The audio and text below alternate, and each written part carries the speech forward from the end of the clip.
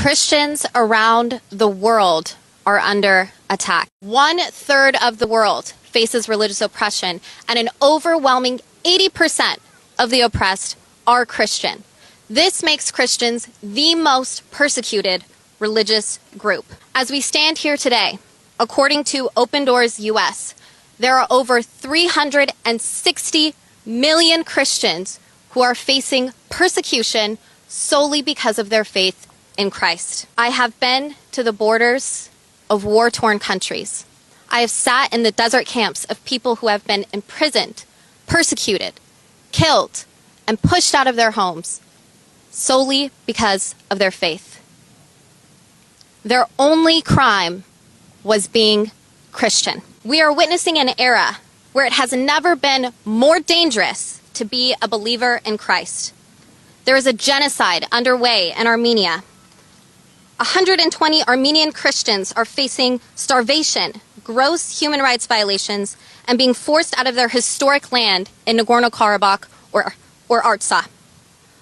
Over 1,000 Christians were slaughtered in Nigeria in the first 100 days of this year alone. The Christian population in Iraq and Syria has diminished by over 80% in just one generation.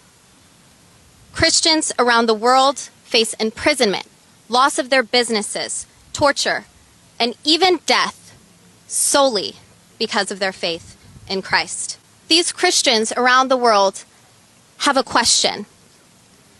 Who will be their voice? Who will be their advocate? Who will protect them?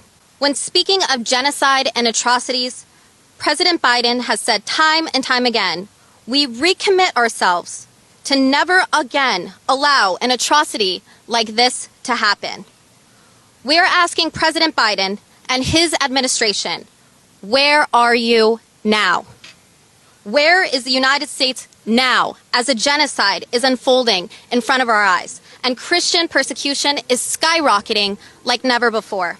We are calling upon United States Congress and the Biden administration to keep their promise, to uphold the standard for international religious freedom, to intervene to stop the genocide happening right now in Nagorno-Karabakh or Artsakh, to sanction countries that are led by dictators and terrorists, and to protect Christians around the world who innocently face persecution because of their faith.